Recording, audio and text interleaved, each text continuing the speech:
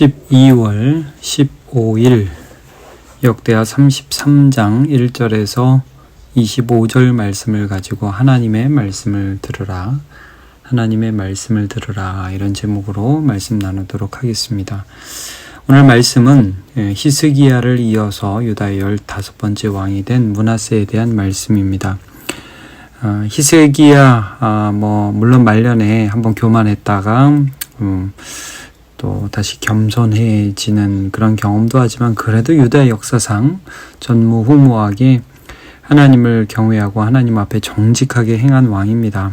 그러나 그의 아들 므낫세는 히스기야 그의 아버지와는 아주 반대되는 인물로 아주 패역하고 하나님 앞에 악한 왕으로 기록되어 있습니다. 그래서 1절과 2절 전반절을 보시면 므낫세가 왕위에 오를 때 나이가 12세라 예루살렘에서 55년 동안 다스리며 재위 기간이 상당히 길었습니다.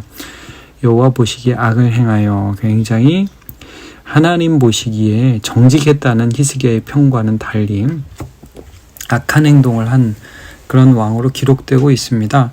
이제 역대기야에서 악하다 하면 여러분 뭡니까? 예배에서 실패한 자예요. 우상 숭배한 자입니다. 그래서 2절 쭉 보시면 7절까지 이방 사람들의 가증한 일을 본받았다. 그래서 3절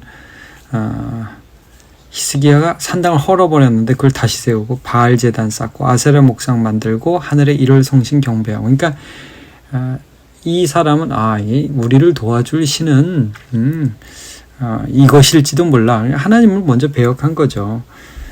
그 다음에 이제 여호와의 성전에 대한 말씀이 나오지 않습니까? 4절 여호와께서 성전에 대한 말씀 5절에 나오고요. 여호와께서 전에 이르시길 내가 내 이름 예루살렘에 하나님의 이름을 두리라 하시면서 말씀하신 그 성전에 이방 제단을 쌓았다. 1월 성신을 위하여 제단을 어디다 쌓았느냐면 성전 마당에다 쌓았다. 자기가 만든 아로새긴 목상을 하나님의 전에 세웠다. 그러니까 하나님을 예배하여야 하는 그곳에 우상을 세우고 제단을 세우고 목상을 세우고 하는 그런 일들을 했다. 대표적인 악한 일이죠.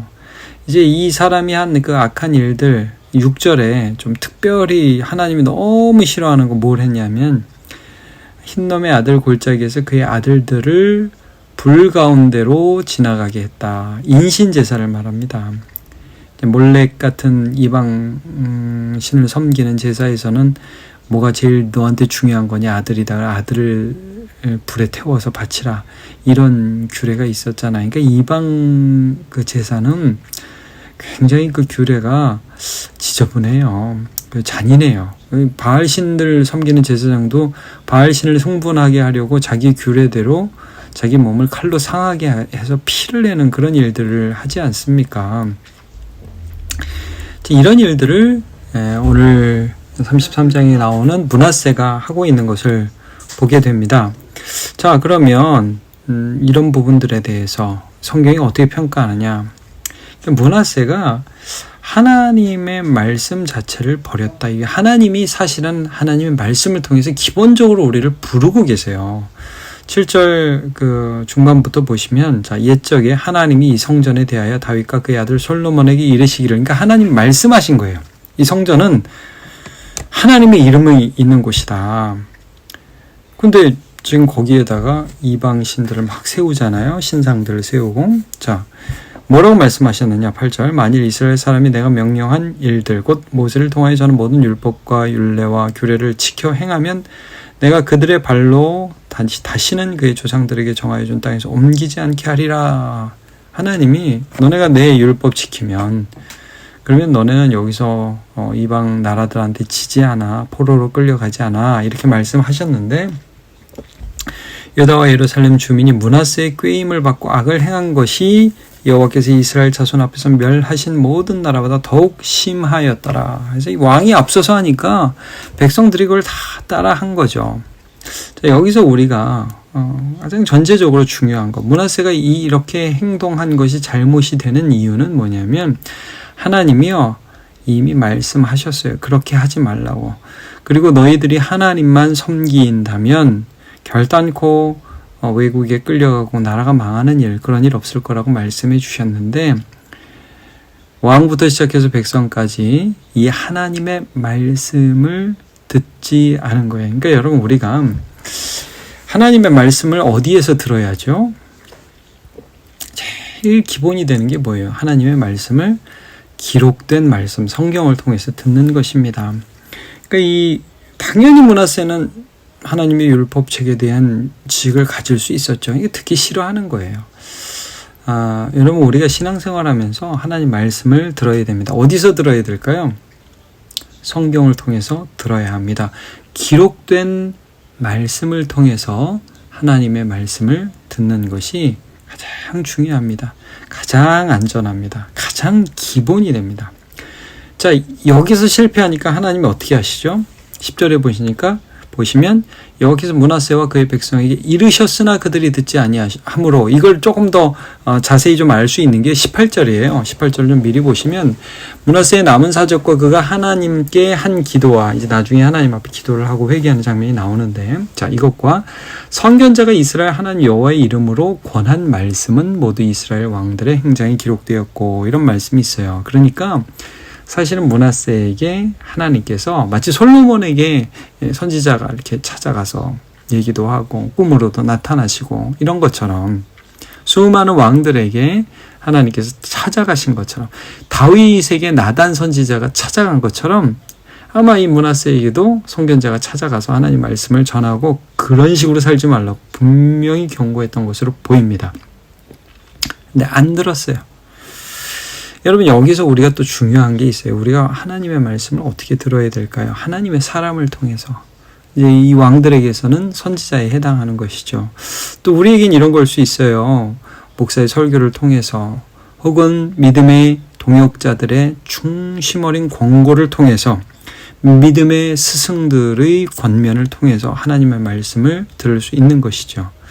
자, 여러분, 이스라엘 왕들 가운데에서 이렇게 선지자의 권면을 듣지 않은 사람은 수두룩하게 많습니다. 사울 끝까지 사무엘 말 안 들었습니다. 자, 아마샤 어땠습니까? 에돔과 전쟁에서 돌아오는데 선지자가 왜 우상을 가지고 오냐고, 그 우상이 그 나라를 구원하지 못했는데 왜 우상 가지고 오냐고. 그러니까 뭐라 그래요? 아마샤가, 누가 너를 우리 왕의 모사로 삼았느냐? 그치라! 안 들어요. 비참한 최후를 맞죠. 자, 우시야 어떻습니까? 나라가 너무 부강해지고 잘 되니까 처음엔 잘하다가 나중에 이제 교만해져 가지고요, 자기가 하나님 앞에 성전에서 막 분향하려고 해요. 제사장이 하는 일을 왕이 하려고 해요. 자기가 북도 치고 장구도 치고 다 하려고 하는 거죠. 하나님을 인정하지 않는 거예요. 그러니까 향로를 손에 잡고 분향하려 하니까 제사장들이 들어가서 하지 마십시오. 그러니까 신경질 내는데 어떤 일이 벌어져요? 이마에 나병이 생기게 되죠. 그러니까 이들은 다 듣지 않았던 사람들입니다. 선지자를 통해서 듣지 않았던 사람입니다. 여러분, 우리에게 최종적인 선지자가 누군지 아십니까? 우리에게 최고의 권위를 가진 최종적인 선지자, 예수님입니다. 예수님. 옛적에는 여러 모양으로 여러 선지자를 통해서 말씀하셨지만 이 모든 날 마지막에는 아들을 통해서 말씀하신다. 히브리서 1장 1절 말씀이죠. 예수님이 이런 비유를 하세요. 포도원 비유를 하시면서 자기 말을 듣지 않는 바리새인과 서기관들을 향해서, 야, 그 주인이 포도원에 세 주고 농부들한테 일을 맡기고 나중에 좀 세를 받으려고 이렇게 갔더니 사람 쳐 죽이더라.